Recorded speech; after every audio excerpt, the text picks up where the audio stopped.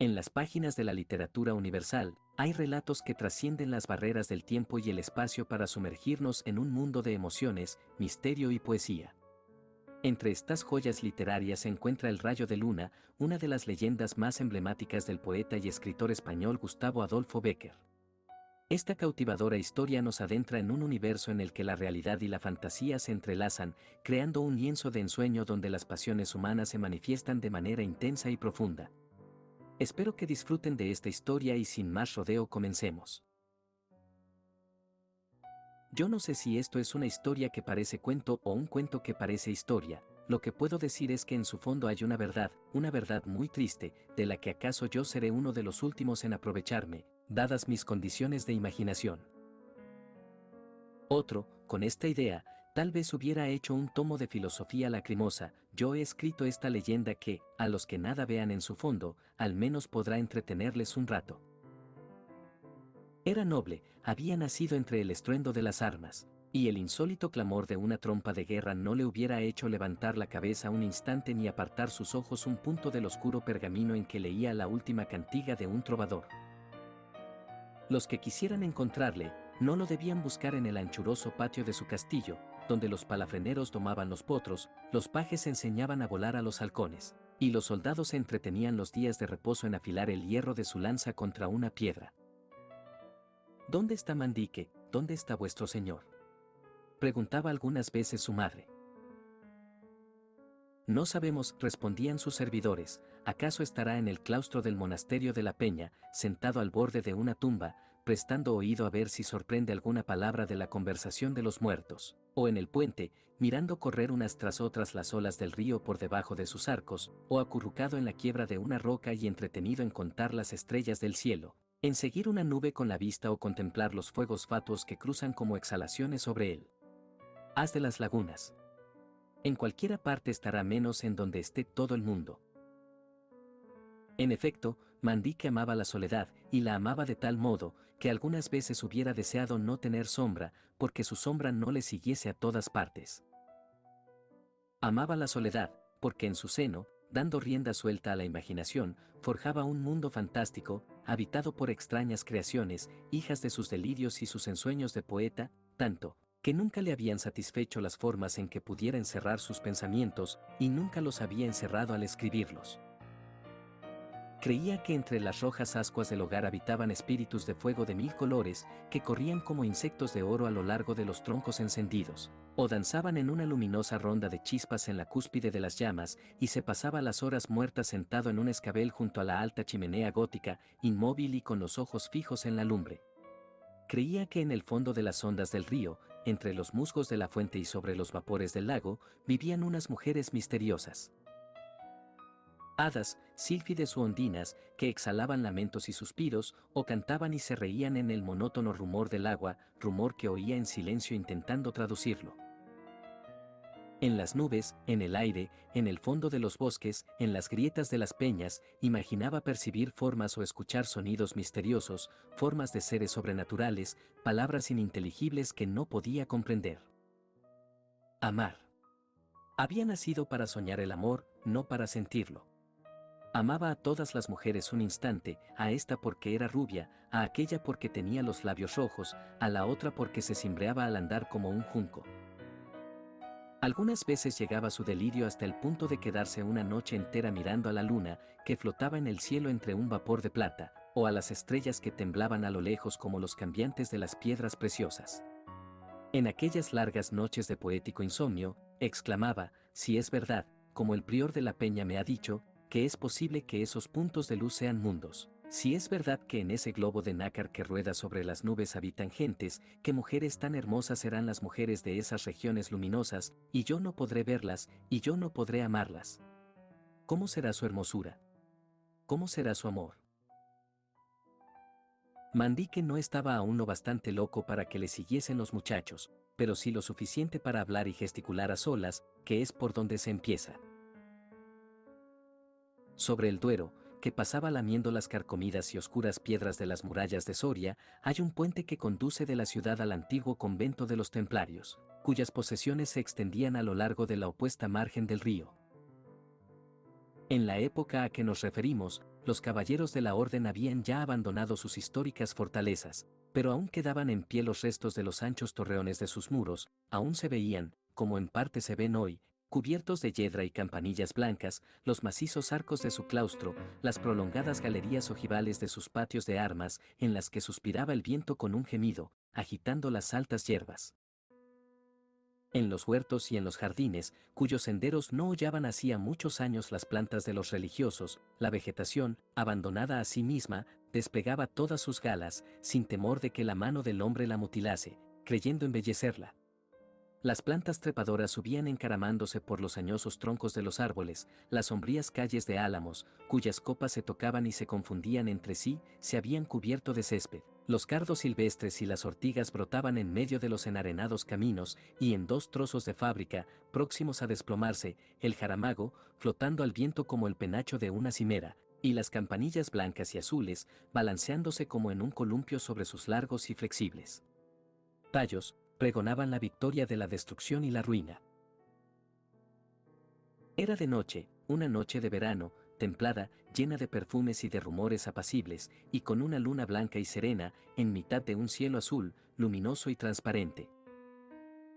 Mandique, presa su imaginación de un vértigo de poesía, después de atravesar el puente, desde donde contempló un momento la negra silueta de la ciudad, que se destacaba sobre el fondo de algunas nubes blanquecinas y ligeras arrolladas en el horizonte, se internó en las desiertas ruinas de los templarios. La medianoche tocaba a su punto. La luna, que se había ido remontando lentamente, estaba ya en lo más alto del cielo, cuando al entrar en una oscura alameda que conducía desde el derruido claustro a la margen del Duero, Mandique exhaló un grito leve y ahogado, mezcla extraña de sorpresa, de temor y de júbilo. En el fondo de la sombría alameda había visto agitarse una cosa blanca, que flotó un momento y desapareció en la oscuridad. La orla del traje de una mujer que había cruzado el sendero y se ocultaba entre el follaje, en el mismo instante en que el loco soñador de quimeras o imposibles penetraba en los jardines. Una mujer desconocida. En este sitio, a estas horas. Esa es la mujer que yo busco, exclamó Mandique, y se lanzó en su seguimiento, rápido como una saeta. Llegó al punto en que había visto perderse entre la espesura de las ramas a la mujer misteriosa. Había desaparecido. ¿Por dónde? Allá lejos, muy lejos, creyó divisar por entre los cruzados troncos de los árboles como una claridad o una forma blanca que se movía. Es ella, que lleva alas en los pies y huye como una sombra, dijo, y se precipitó en su busca, separando con las manos las redes de yedra que se extendían como un tapiz de unos en otros álamos. Llegó rompiendo por entre la maleza y las plantas parásitas hasta una especie de rellano que iluminaba la claridad del cielo. Nadie. Ah, por aquí va, exclamó entonces. Oigo sus pisadas sobre las hojas secas y el crujido de su traje que arrastra por el suelo y roza en los arbustos, y corría como un loco de aquí para allá, y no la veía. Pero siguen sonando sus pisadas, murmuró otra vez, creo que ha hablado, no hay duda, ha hablado. El viento que suspira entre las ramas, las hojas, que parece que rezan en voz baja, me han impedido oír lo que ha dicho, pero no hay duda, va por ahí, ha hablado, ha hablado. ¿En qué idioma? No sé, pero es una lengua extranjera. Y tornó a correr en su seguimiento, unas veces creyendo verla, otras pensando oírla, ya.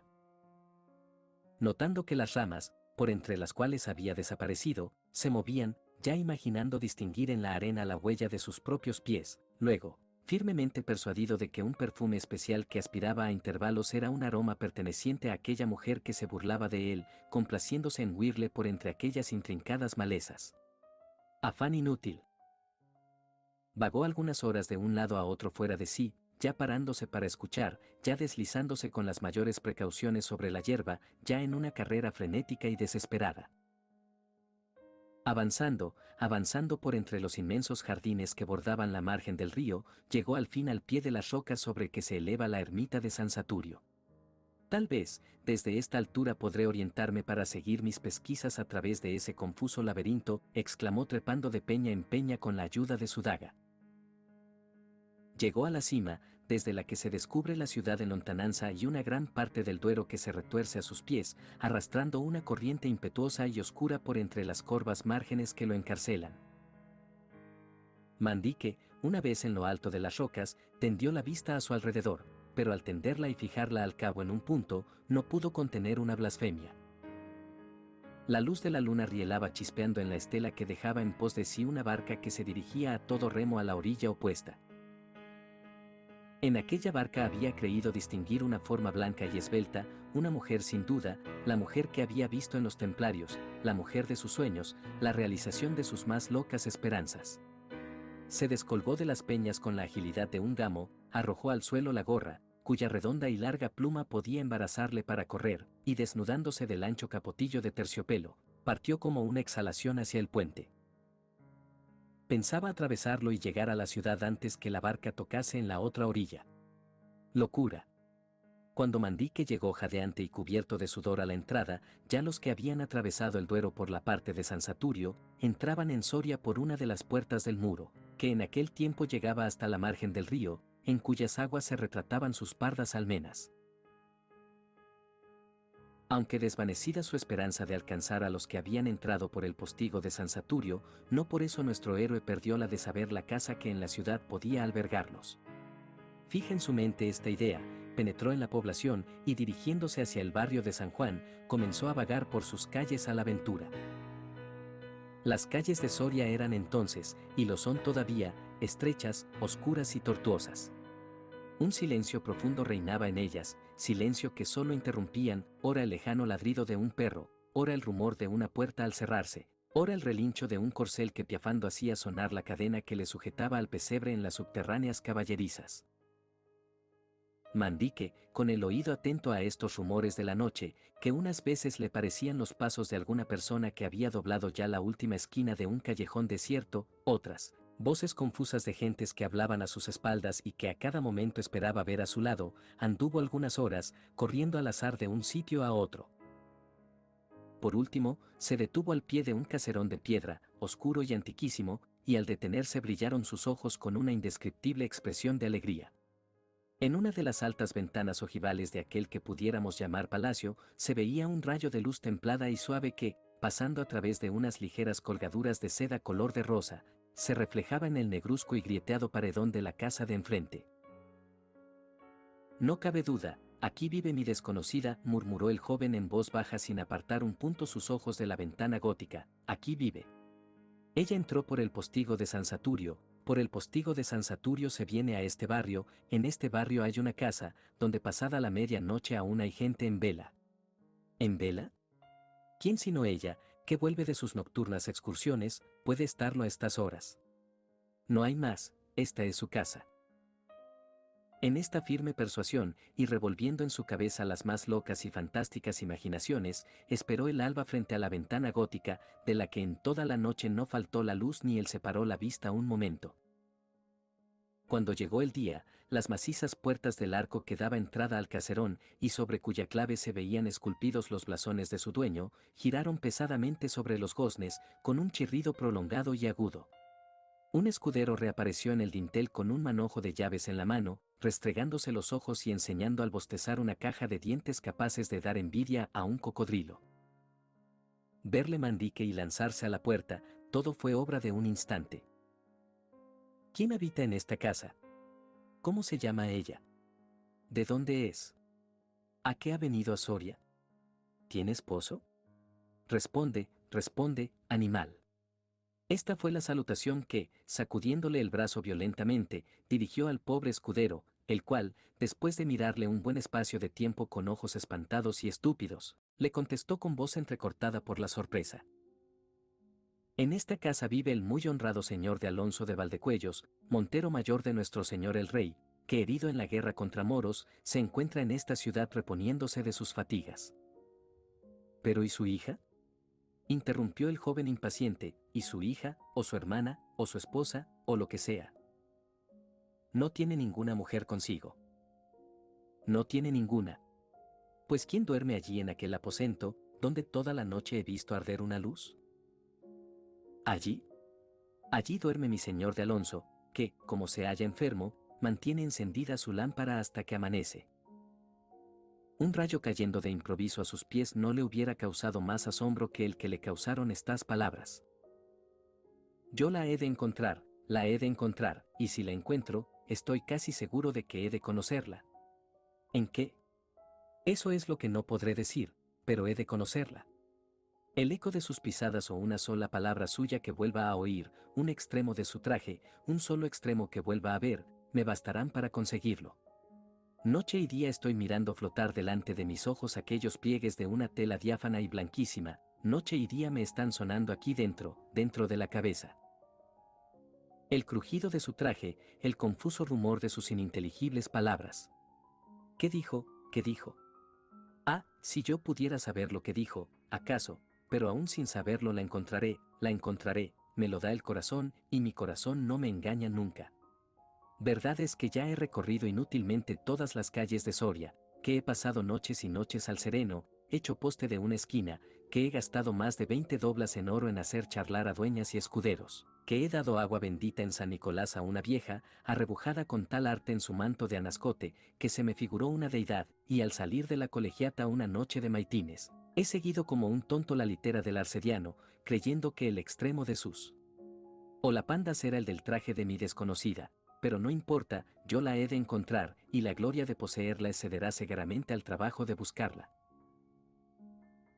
¿Cómo serán sus ojos? Deben de ser azules, azules y húmedos como el cielo de la noche. Me gustan tanto los ojos de ese color, son tan expresivos, tan melancólicos, tan... Sí, no hay duda, azules deben de ser, azules son, segaramente, y sus cabellos negros, muy negros y largos para que floten. Me parece que los vi flotar aquella noche, al par que su traje, y eran negros, no me engaño, no, eran negros. Y que bien sientan unos ojos azules, muy rasgados y adormidos, y una cabellera suelta, flotante y oscura, a una mujer alta, porque ella es alta, alta y esbelta como esos ángeles de las portadas de nuestras basílicas, cuyos ovalados rostros envuelven en un misterioso crepúsculo las sombras de sus doseles de granito. Su voz. Su voz la he oído, su voz es suave como el rumor del viento en las hojas de los álamos, y su andar acompasado y majestuoso como las cadencias de una música. Y esa mujer, que es hermosa como el más hermoso de mis sueños de adolescente, que piensa como yo pienso, que gusta como yo gusto, que odia lo que yo odio, que es un espíritu humano de mi espíritu, que es el complemento de mi ser, ¿no se ha de sentir conmovida al encontrarme?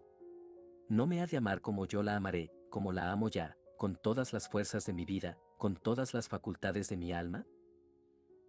Vamos, vamos al sitio donde la vi la primera y única vez que le he visto. ¿Quién sabe si, caprichosa como yo, amiga de la soledad y el misterio, como todas las almas soñadoras, se complace en vagar por entre las ruinas en el silencio de la noche? 2 meses habían transcurrido desde que el escudero de Alonso de Valdecuellos desengañó al iluso Mandique, 2 meses durante los cuales en cada hora había formado un castillo en el aire, que la realidad desvanecía con un soplo, 2 meses, durante los cuales había buscado en vano a aquella mujer desconocida, cuyo absurdo amor iba creciendo en su alma, merced a sus aún más absurdas imaginaciones, cuando después de atravesar absorto en estas ideas el puente que conduce a los templarios, el enamorado joven se perdió entre las intrincadas sendas de sus jardines. La noche estaba serena y hermosa, la luna brillaba en toda su plenitud en lo más alto del cielo, y el viento suspiraba con un rumor dulcísimo entre las hojas de los árboles. Mandique llegó al claustro, tendió la vista por su recinto y miró a través de las macizas columnas de sus arcadas. Estaba desierto. Salió de él, encaminó sus pasos hacia la oscura alameda que conduce al Duero, y aún no había penetrado en ella, cuando de sus labios se escapó un grito de júbilo. Había visto flotar un instante y desaparecer el extremo del traje blanco de la mujer de sus sueños, de la mujer que ya amaba como un loco. Corre, corre en su busca, llega al sitio en que la ha visto desaparecer, pero al llegar se detiene, fija los espantados ojos en el suelo, permanece un rato inmóvil, un ligero temblor nervioso agita sus miembros, un temblor que va creciendo y ofrece los síntomas de una verdadera convulsión, y prorrumpe al fin una carcajada sonora, estridente, horrible. Aquella cosa blanca, ligera, flotante, había vuelto a brillar ante sus ojos, pero había brillado a sus pies un instante, no más que un instante. Era un rayo de luna que penetraba a intervalos por entre la verde bóveda de los árboles cuando el viento movía sus ramas. Habían pasado algunos años. Mandique, sentado en un sitial junto a la alta chimenea gótica de su castillo, inmóvil casi y con una mirada vaga e inquieta como la de un idiota, apenas prestaba atención ni a las caricias de su madre, ni a los consuelos de sus servidores. Tú eres joven, tú eres hermoso, le decía aquella, ¿por qué te consumes en la soledad? ¿Por qué no buscas una mujer a quien ames y que amándote pueda hacerte feliz? El amor. El amor es un rayo de luna, murmuraba el joven. ¿Por qué no despertáis de ese letargo? Le decía uno de sus escuderos, os vestís de hierro de pies a cabeza, mandáis desplegar al aire vuestro pendón de ricombre y marchamos a la guerra, en la guerra se encuentra la gloria. La gloria. La gloria es un rayo de luna. ¿Queréis que os diga una cantiga, la última que ha compuesto Mosén Arnaldo, el trovador provenzal? No. No. Exclamó el joven incorporándose colérico en su sitial, no quiero nada, es decir, si quiero, quiero que me dejéis solo. Cantigas, mujeres, glorias, felicidad, mentiras, todo. Fantasmas vanos que formamos en nuestra imaginación y vestimos a nuestro antojo, y los amamos. Y corremos tras ellos, ¿para qué? ¿Para qué? Para encontrar un rayo de luna. Mandique estaba loco, por lo menos, todo el mundo lo creía así. A mí, por el contrario, se me figuraba que lo que había hecho era recuperar el juicio.